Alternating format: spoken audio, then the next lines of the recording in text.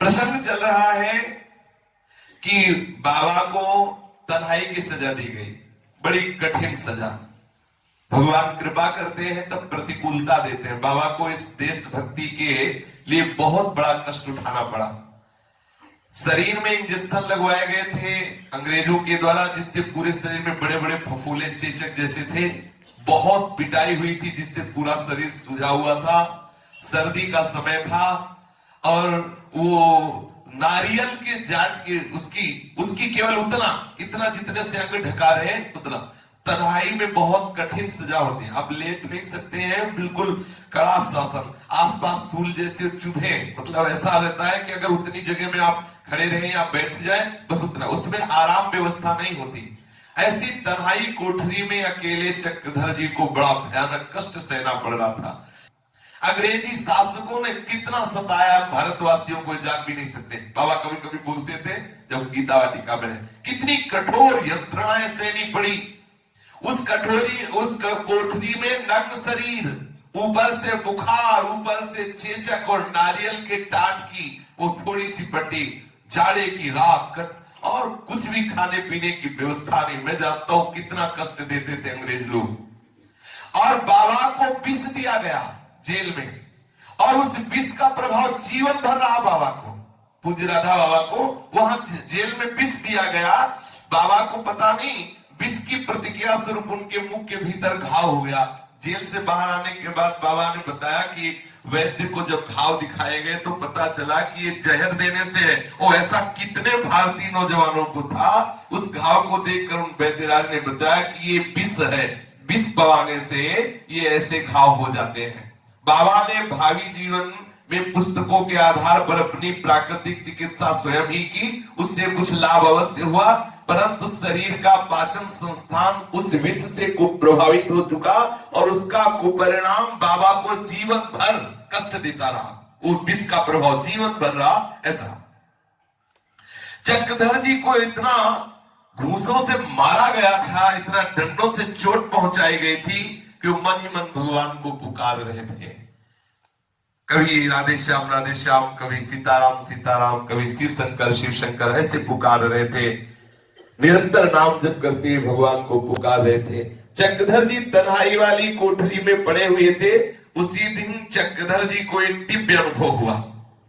ये दिव्य अनुभव संध्या के समय उसी कोठरी से दूर एक दिखाई दिया कि विशाल पर्वत है।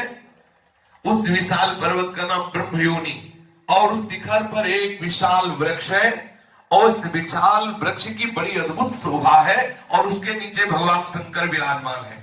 भगवान शंकर चक्रधर जी से कह रहे हैं कि ऐसे अभय मुद्रा में कि तुम चिंता मत करो, निश्चिंत रहो, तुम्हारा निश्चित कल्याण होगा, कोई तुम्हारा बिगाड़ नहीं सकता, तुम्हारा परम मंगल होगा। ऐसा मानो भगवान शंकर कह रहे। ऐसा संध्या के समय अनुभव हुआ चक्रधर जी को। चक्रधर जी को बड़ी प्रसन्नता हुई, बड़ा आनंद हुआ कि भगवान ने मुझे दर्शन दिया और भगवान सांत्वना दे रहे हैं। तभी चक्रधर के मन में एक विचार स्फुरित हुआ कि यदि मेरा तबादला इस गया जेल से बाहर हो जाए तो मैं बच सकता हूं, नहीं तो जेलर मुझे मार डालेगा यहां। तो एक हरिपद बाबू थे जो सहायक जेलर थे गया में। हरिपद बाबू की चक्रधर के प्रति थोड़ी सी दयावृत्ति दिखाई देती थी, सहानुभूति दिखाई देती थी। चक्रधर जी ने हरिपद बाबू से 2-3 दिन के अंतर में 2 बातें प्रार्थना की। चक्रधर जी ने पहली बात कही कि ये नारियल का टाट चेचक ग्रस्त शरीर को बहुत कष्ट दे रहा है, इसे बदला दिया जाए। हरिपद बाबू ने कहा किसी बड़े अधिकारी की आज्ञा के बिना ये बदला देना मेरे बस की बात नहीं, मैं प्रयास करूंगा। अगले दिन जेल का कोई बड़ा अधिकारी जेल निरीक्षण में घूम रहा था। हरिपद बाबू ने अधिकारी से चक्रधर के लिए कहा कि इसको बहुत कष्ट है, बड़े बड़े चेचक हैं, नारियल का टाट बदलवा दे क्या। आशा तो नहीं थी। इसके बाद भी चक्रधर ने कहा था। चक्रधर के ऐसा कहते श्री हरिपद बाबू ने बड़े अधिकारी से कहा कि देखो आप देख लो, इसको बहुत चेचक है, बहुत बीमार है, बीमारी के कारण थोड़ी तो रियायत मिलनी चाहिए, ये लड़का बहुत कष्ट सह रहा है। चक्रधर के अनुरोध का हरिपद बाबू ने अनुमोदन किया। उस अधिकारी को बात जच गई। अधिकारी ने नारियल के टाट को बदला देने की स्वीकृति दे दी। इस स्वीकृति के ओट में हरिपद बाबू ने चक्रधर को बहुत सी सुविधाएं और प्रदान कर दी। 2-3 दिन के अंतर पर चक्रधर ने हरिपद बाबू से हाथ जोड़ के कहा कि यदि जहां हमारे भारतवासियों को कैंप जेल में बंद किया गया है, अगर मुझे यहां से हटा दो तो मेरा जीवन बच सकता है, नहीं ये जो अंग्रेज अधिकारी है मुझे मार डालेगा। कैंप जेल में केवल राजनीतिक बंदी ही रहा करते थे। सन 1930 ईस्वी में महात्मा गांधी ने पूर्ण स्वराज्य की प्राप्ति के लिए सविनय अवज्ञा आंदोलन प्रारंभ किया था। दांडी नामक स्थान के पास समुद्र तट पर समुद्र जल से नमक बना करके उन्होंने अंग्रेजी सरकार को चुनौती दी थी, जिसे नमक आंदोलन कहा जाता था। देशभक्ति की भावना जनमानस में इतनी अधिक उमड़ पड़ी थी कि सारे देश में अंग्रेजी सरकार के विरुद्ध प्रदर्शन होने लग गए।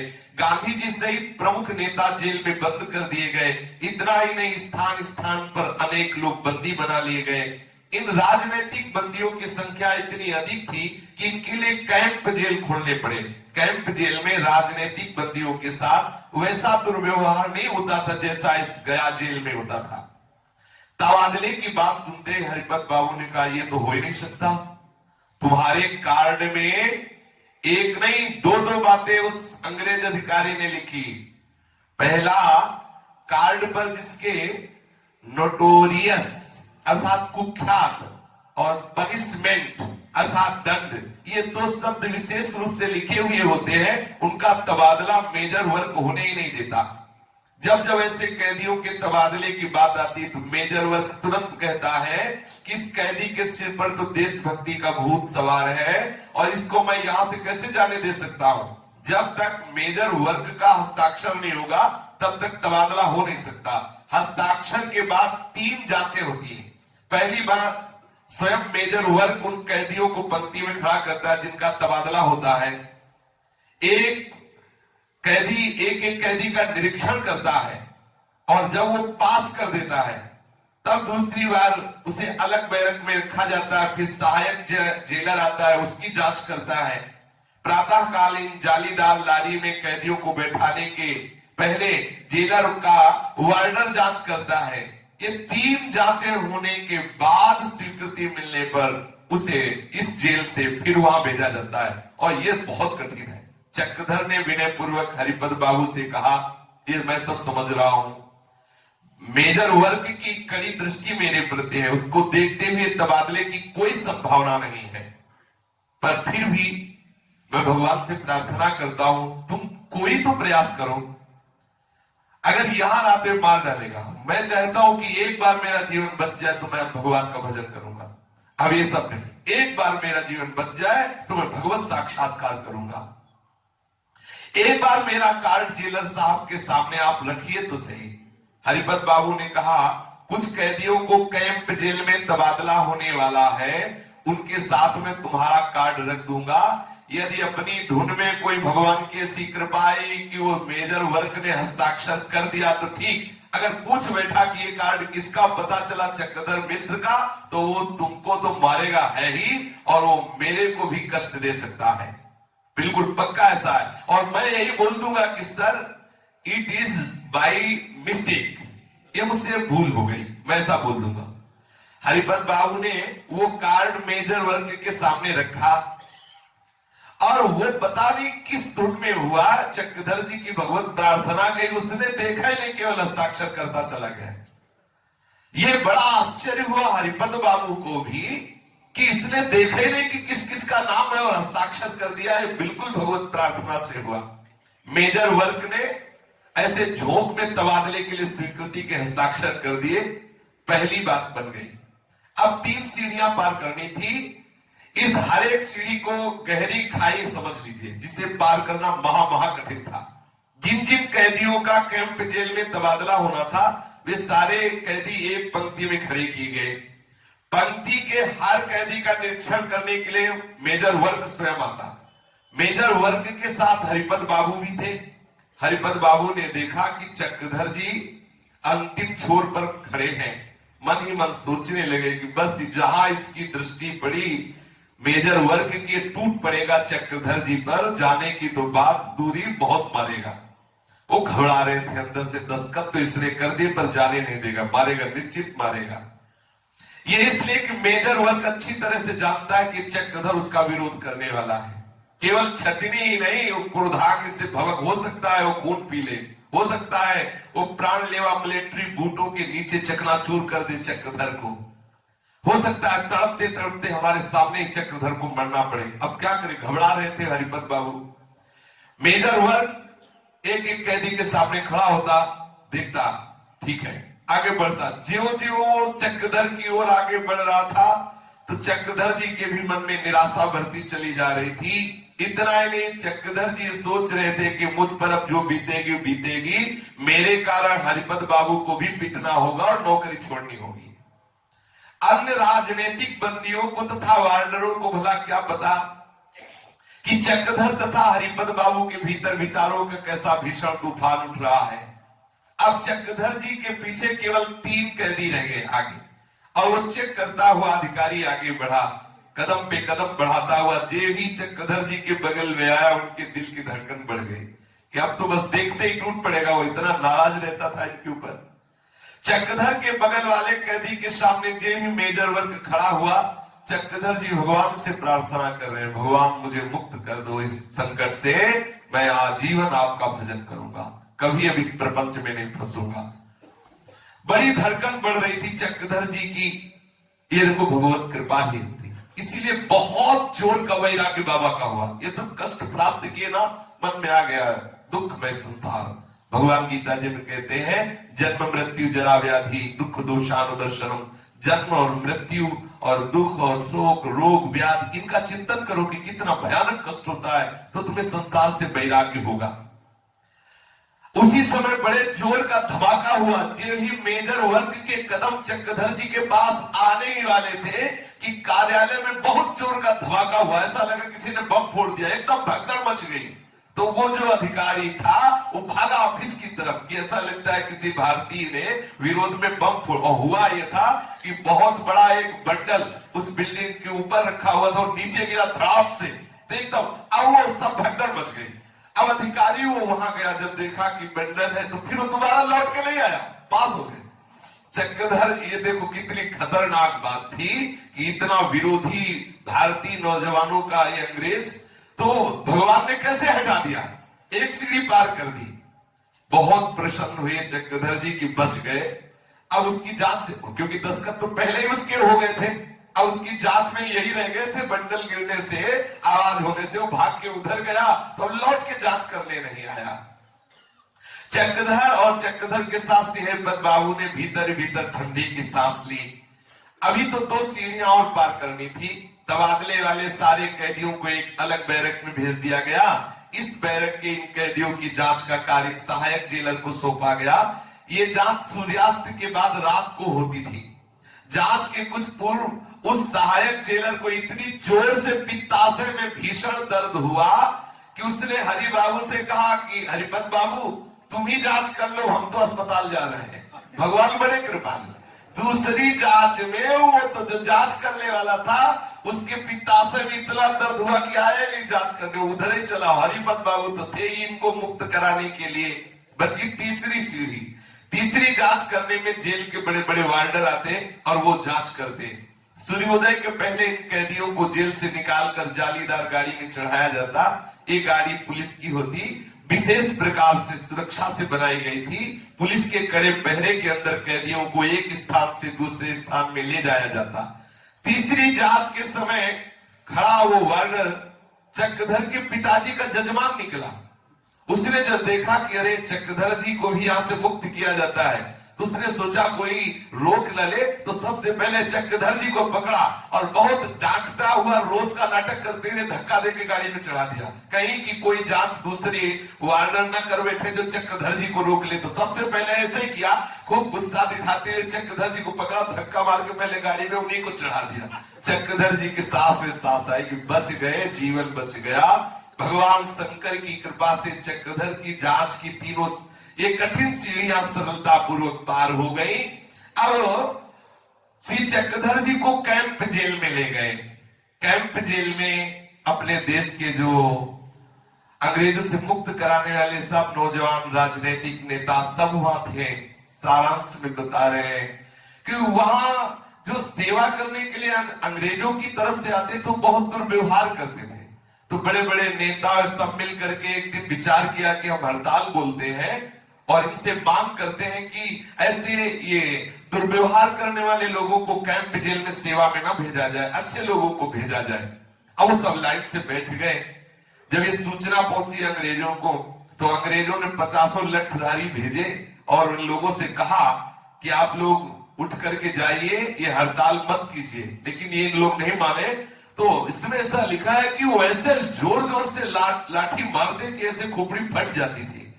पर उसमें भी चक्रधर जी की हानि नहीं हुई, 50 लोगों की हत्या हो गई। उस लाइन में चक्रधर जी बैठे हुए थे। फिर अंग्रेजों ने जब सुना कि वहां से नहीं उठ रहे तो उन्होंने 400 बंदूकधारी गोली वाले बुलाए। फिर लोगों ने समझाया कि अगर तुम गोलियां चलवा दोगे तो पूरे भारतीय खिलाफ हो जाएंगे। फिर जल्दी से जल्दी मुक्त करने की बात आई कि कैंप जेल से सबको मुक्त कर दो। सबकी मुक्ति के कार्ड हो गए, लेकिन इनका कार्ड खो गया चक्रधर जी का। फिर समस्या। विद्वान बुद्धिमान प्रवीण थे। कार्ड को पहले देखो, बच्चेपन से इनमें थी, नोट खोल जाए इसलिए पहले नंबर याद था, ऐसे ही कार्ड खोल जाए इनको पूरा कार्ड याद था। अधिकारी ने पूछा उनका हमारा कार्ड खो गया। बोले कार्ड खो गया तो सजा भोगनी पड़ेगी, तो मुक्त नहीं हो सकते। बोले पूरा कार्ड याद है, आप लिखो नया कार्ड में पूरी संख्या पूरा पूरा पूरा बता दिया और इनको जेल से मुक्ति हुई। बस हृदय में एक बड़ा विषाद छा गया। श्री चक्रधर जी जेल से मुक्त होते ही पहले विचार में मगन थे कि अगर मुझे भगवान यहां से जिंदा निकाल दे तो मैं केवल भजन करूंगा, मन में था। आए भाई लोगों ने विद्यालय में पढ़ाया, 10वीं 11वीं 12वीं की क्लास में पर इनका हृदय अंतर में द्वंद्व मच रहा था, मुझे इस संसार में नहीं रहना। विचार मंथन करते और प्रतिदिन भगवान को एक पत्र लिखते और रोज पत्र लिख करके ठाकुर जी को अर्पित करते। एक पत्र रोज लिख करके कि भगवान अपने भाव प्रकट करते, हे करुणा में किन भावों को लेकर तुम्हारी अर्चना करूं, अशांत हृदय में भाव कहां, बहा दो शांति की धारा मेरे हृदय में, दुख से कातर हृदय में शांति का संचार कर दो। हे करुणा निधि डूब रहा हूं, किनारा नहीं देख पा रहा। हे भगवान तृष्णा की अगम अगाध इस अरणों में पड़ करके लहरों के थपेड़ों का सामना कर रहा हूं, कितनी देर कर सकूंगा। भगवान दया करो, मेरी हीनावस्था पर तरस खाओ। हे प्रणतपाल अपनी करुणा की कोर कर दो, मेरी नाव इस संसार से बाहर कर दो। हे विभो मेरी नाव पार कर दो, किनारे तुम ही लगा सकते हो, तुम्हारे सिवा मेरा कोई नहीं है। अज्ञान के अंधकार में पड़ा हुआ हूं, तुम्हारी ज्योति का संचय मैंने आज तक किया है। हे करुणा में, हे अधम उदाहरण, अंत में कातर होकर के मैं तुम्हारी शरण में आया हूं, मुझे स्वीकार कर लो। बाबा ऐसे पत्र लिखते हैं। उन दिनों के भाव यदा कदा व्यक्त भी करते। मेरे जीवन समस्या की तो एक ही मीमांसा है, अब मैं ईश्वर प्राप्ति करूंगा, दूसरा कुछ नहीं। दृढ़ निश्चय हो गया बाबा को। ये जेल की भयानक यंत्रणा, ये सब दुर्दशा देखकर विचार किया, अब इस मनुष्य जीवन का लक्ष्य केवल भगवत प्राप्ति है। यदि इस जीवन में मैं श्री कृष्ण की प्रत्यक्ष प्राप्ति नहीं कर सकूंगा तो मेरा जीवन व्यर्थ चला जाएगा। एक बोझा होगा ये मनुष्य जीवन, भार होगा जीवन। यदि भगवत प्राप्ति हो गई तो अमृत होगा जीवन। किसी भी बात की सत्यता उसकी प्रत्यक्ष उपलब्धि पर ही प्रतिष्ठित है। बिना ईश्वर का प्रत्यक्ष अनुभव किए मैं अपने जीवन को कैसे सत्य मान लूं? जब तक मेरे स्वयं का वैसा अनुभव नहीं हो, ईश्वर के संबंध में मेरा विश्वास पर्वत के समान दृढ़ कैसे हो पाएगा? क्या ईश्वर को मैं देख सकता हूं? जो परम सत्य है उसका स्वरूप कुछ भी हो, मुझे उसकी प्रत्यक्ष उपलब्धि इसी जीवन में अवश्य अवश्य करनी है। देखो दृढ़ निश्चय, ये इसीलिए कहते हैं विपत्ति दुख बहुत बड़ी कृपा होती है। बाबा को बस एक ही बात लग गई, अब मुझे भगवत प्राप्ति करनी है, अब मुझे भगवत साक्षात्कार करना है। संसार जितना प्रत्यक्ष प्रतीत होता है उससे कहीं अधिक प्रत्यक्ष मुझे परमात्मा को करना है।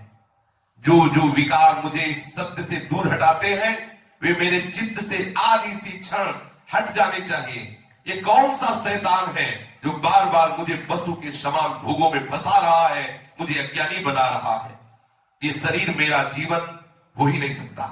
ये शरीर मेरा नहीं, ये शरीर मेरा नहीं, ये शरीर मेरा जीवन हो ही नहीं सकता। मैं तो नित्य हूं, शरीर अनित्य है, मेरा इसका संबंध कैसा? आहा, इस शरीर से सरकारी की विद्या भी मुझे मिल जाए तो भी इसकी मृत्यु तो एक बरसाती फतिंगे की तरह होगी ही होगी। राजाओं का राजा सम्राट भी एक महानिर्धन की तरह मरता है, मृत्यु को प्राप्त होता है।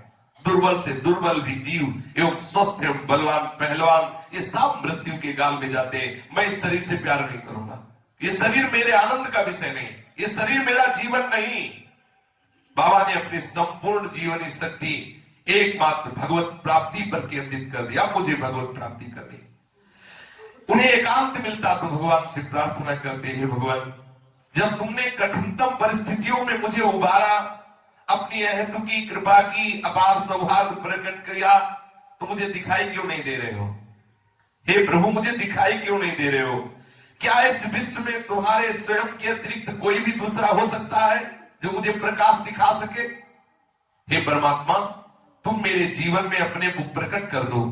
हे जीवनाधार, तुम मेरी बात सुनकर बोल क्यों नहीं रहे हो? तुम इस प्रकार अप्राप्य क्यों हो? अन्य किसी से मुझे कुछ भी नहीं सीखना, तुम स्वयं आकर मुझे सिखाओ। मुझे सीखना तुम्ही से है, मुझे तो तुम स्वयं आकर के सिखाओ, क्योंकि आप क्या सिखाएंगे? सब जीवनहीन है, सब विषयों में फंस रहे, तुम बोल नहीं सकते क्या? इस कलह कलेश में, ये पक्ष विपक्ष में ये फंसे हुए संसारी जीव मुझे क्या सिखाएंगे? क्या इनका अनुसरण करूं, क्या इनका विश्वास करूं? यदि तुम दयालु हो तो तुम अबोध बच्चे की तरह मुझे संभालो आकर के। मेरे से बोल क्यों नहीं रहे? मैं तुम्हारे दर्शन करने के लिए छटपटा रहा हूं। ऐसे बाबा एकांत में बात करते प्रभु से, उत्सुकता पूर्वक तैयार हूं तुमसे मिलने के लिए। इस व्यथा में रात दिवस व्यतीत होने लगे। जब एक पूरा दिवस बीत जाता तो एकांत में रोते, हे भगवान, आज का भी दिवस व्यर्थ हो गया, फिर भी मुझे आपका ज्ञान नहीं हुआ। इस क्षण भंगुर छोटे से जीवन का एक एक अनमोल श्वास जा रहा है और तुम मिल नहीं रहे। इस वेदना के कारण वे कभी कभी अपना सिर पटकने लगते। बाबा कभी कभी अपना सिर, अभी 21-22 वर्ष की अवस्था है, ऐसी भारी वेदना हृदय में प्रकट हुई। कभी कभी अपना सर पटकने लगते, मुझे प्रभु नहीं मिले, प्रभु नहीं मिल रहे। बार बार प्रार्थना करते, प्रभु आप शीघ्र प्रकट हो जाओ, मैं आपके लिए किस प्रकार कितना अधिक तड़प रहा हूं, मुझे आपके सिवा कुछ नहीं चाहिए। उन्हें यह भली प्रकार विदित था कि जब तक भगवान के लिए जीव का सर्वस्व न्यौछावर नहीं होता तब तक उनका दर्शन असंभव है। जिस समय भी समग्र प्राण शक्ति से उपासक छटपटा जाता है, उसी समय भगवान अवश्य अवश्य प्रकट हो जाते हैं। उनकी अंतर वेदना ऐसे प्रकट हो रही थी। बाबा पुकारते, जीवन धन पुकार रहा हूं, आज कल भी पुकारूंगा, जब तक प्राण रहेंगे तब तक पुकारता रहूंगा। हे सर्वव्यापी, तुम सुन रहे हो ना? तुम सुनोगे, मुझे कृतार्थ करोगे। प्राणहीन को सताने से तुम्हें कुछ नहीं मिलेगा। मंगल में क्यों सता रहे हो? तुम्हारा विधान मंगलमय है, मैं तुम्हें किस तरह दोषी कह सकता हूं? अगर दोषी भी कहूं तो किस तरह कहूं? प्यारे, एक प्रार्थना है, तुम भूलना नहीं। हे प्राणाधिक, तुम बहुत दूर नहीं हो, सचमुच तुम बहुत निकट हो, परंतु मैं नहीं समझ पा रहा हूं, मैं नहीं देख पा रहा हूं, मैं तुम्हें अनुभव नहीं कर पा रहा। शरणागत पाल, शरणागत की रक्षा करने वाले, शरणागत की रक्षा करो। हे मंगलमय, तुम्हारा विधान मंगलमय है, भूलना मत प्रीतम। ये तुम्हारा चक्रधर तुमसे प्रार्थना कर रहा है। अंदर अंदर बाबा को एक बात और कष्टप्रद लगी। बाबा ने एक घटना सुनी उसी समय कि एक विधवा स्त्री थी, वो अपने सुख के लिए, उसका एक जवान पुत्र था, उसको विष दे दिया। अपने शारीरिक सुख के लिए विधवा स्त्री ने विष दे दिया, और वो परिचय की थी। जब बाबा ने सुना कि उस विधवा स्त्री ने मात्र अपने शरीर सुख के लिए अपने जवान पुत्र को विष दे दिया, बाबा ने उससे बात की, जब पता चला कि बात बिल्कुल सत्य है तो उनका घोर अधापतन, ऐसे मुझे दुष्ट संसार में नहीं रहना। कितना कठिन कलिकाल, कैसी कैसी स्वार्थपरता, एक मां अपने बेटे को जहर दे देती है केवल केवल एक सुख के लिए, शारीरिक सुख के लिए। बाबा को बहुत दुख हुआ। कलकत्ते आने के बाद आत्मी कहलाने वाले जितने स्वजन थे, अब बाबा देखो, अब दृष्टि बदल गई, अब लक्ष्य हो गया ना भगवत प्राप्ति, तो जो जो प्यार दिखाता है सबको देख रहे हैं, सब में स्वार्थ की गंध आती। लेकिन देखो कैसा कैसा स्वार्थ की गंध का नाटक है। चक्रधर जी के जो जो समीप आता, जो जो अभिन्न हृदय मानते, सबको देखते चक्रधर जी की, ये सब प्रवंचना है, ये सब स्वार्थ के बसीभूत है, ये सब केवल अपने स्वार्थ की पूर्ति के लिए प्रेम कर रहे हैं, यहां कोई प्रेम नहीं कर रहा। जेल जीवन की वो बड़ी कठिन दुर्दशा, इधर ये इस विधवा महिला की ये विषय लिप्सा, उधर जो जो आता सबकी स्वार्थ पर परवशता, बस हृदय में बहुत जलन, बहुत क्लेश। चक्रधर जी भगवान को बार बार पत्र लिखते, लगा दो पार नाथ, मुझे नहीं रहना इस ऐसे धोखे में संसार में। पुरानी नाव है, केवट नादान है, पाल टूट गए हैं, आप पड़ा हो मझधार में, किनारा सूझ नहीं रहा, दया में तुम्हारी एक नजर केवल पार कर देगी, पार लगा दो तुम्हारा चक्रधर। ऐसे पत्र लिखते, ठाकुर जी के सामने रखते। भवसागर की तरल तरंगों ने मुझे मृत पाय बना दिया है, इसकी उद्दंड हिलोरों से मैं तंग आ गया हूं, जीवन ज्योति लुप्त हो गई है, सहारे के लिए हाथ पसारने पर लोग ठुकरा रहे हैं। हृदय कोई खीरा नहीं है, हृदय कोई खीरा नहीं जो चाहे जैसे चाहे खा ले, दया में यहां सब फाड़ खाने के लिए तैयार है। अच्छा, मैं आपको कैसे दिखाऊं अपना हृदय? ये संसार सब घृणा कर रहा है, तुम ही अनाथों के नाथ हो, विभो सर्वेश। मेरे में रत्ती रत्ती का तुम्हें ज्ञान है, मेरे में क्या हो रहा है, ये रत्ती रत्ती का तुम्हें ज्ञान है। बिखेर दे भक्त भयहारी, ऐसी चांदनी बिखेर दे जिसमें मैं तेरा दर्शन कर पाऊं, मैं देख सकूं कि मेरे हृदय में शांति ही शांति है, तू ही तू है, दूसरा कोई नहीं। हृदय जल रहा है, अस्थि मात्र अवशेष है, कुछ दिनों बाद ये अस्थि पिंजर भी हृदय की उस विषम ज्वाला की लपट में पड़कर भस्मसात हो जाएगा। इसका भय नहीं, केवल विनय है नाथ, विनय। मुझे अपने चरणों से विलग न करना, मेरे एकमात्र आधार को हमसे मत छीनना, न छीनना दया में, न छीनना। भिक्षा स्वरूप आप अपने चरण मुझे दे दो, अपनी टेक मत छोड़ो, करुणा निधान।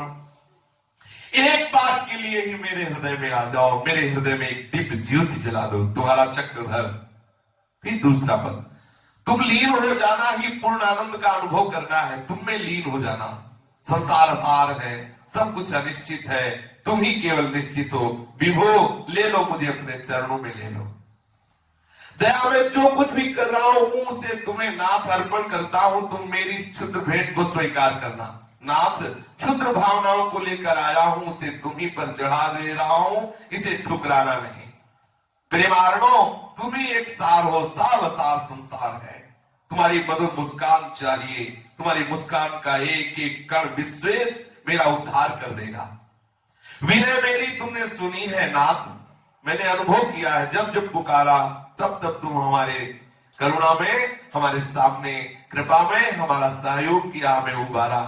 तुम्हारी पवित्र मुस्कान का आभास मुझे मिला नाथ, सब कुछ तुम में अर्पण करता हुआ तुम्हारे शरण में आया हूं, अब मुझे शरण में स्वीकार कर लो, अपने भजन से कभी विलग मत करो। हे शरण पाल, दुख से जर्जर जीवन की शांति तुम्हारे पास है नाथ, मांगता हूं एक चीज, नाथ दुख सुख में मेरे भाव एक हो जाए, पूर्ण त्याग कर्म फल का त्याग कर सकूं, समझ सकूं सर्वदा ही कि जो कुछ मैं कर रहा हूं तुम्हारे द्वारा कराया हुआ है, मैं तुम्हारा हूं, मैं एक साधन मात्र हूं, बस ऐसा मुझे अनुभव करा दो। ऐसे बाबा पत्र लिखते।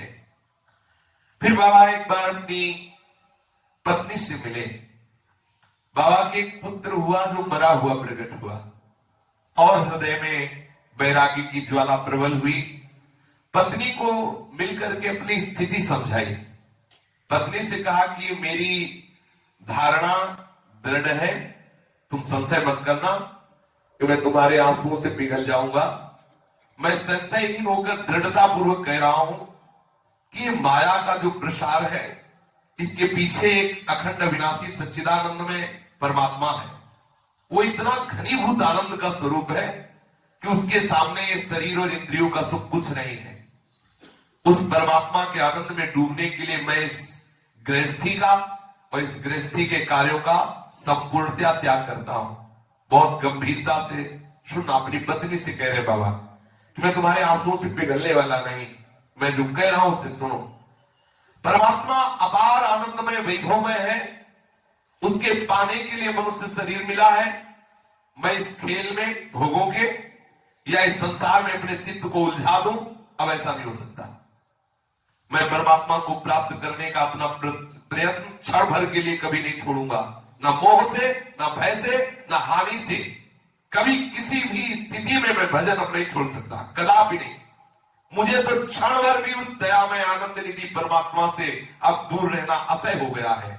उसको ना पाने की असह्य छटपटाहट वश मैं पागल भले ही हो जाऊं, परंतु मैं प्रभु को पाए बिना विश्राम नहीं ले सकता। अपनी पत्नी से बाबा बात कर रहे हैं। अब भला तुम हमारी धर्म पत्नी हो तो हमारी समस्या कैसे बन सकती हो?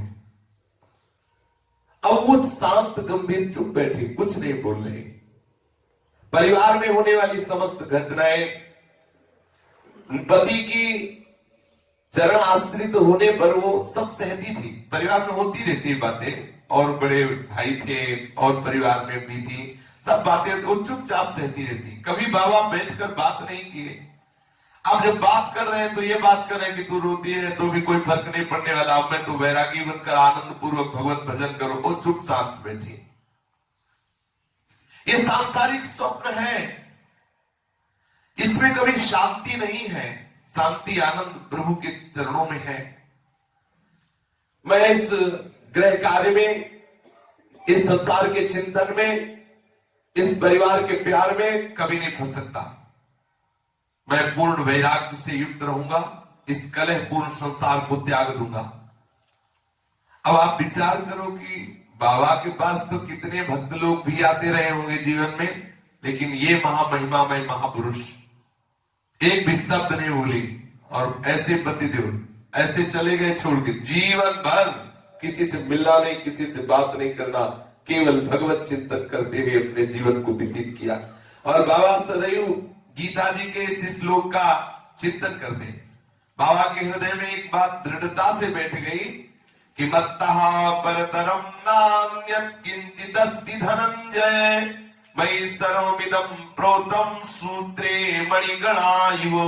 भगवान श्री कृष्ण कहते हैं, धनंजय, मेरे सिवा किंचित मात्र भी दूसरी वस्तु नहीं है।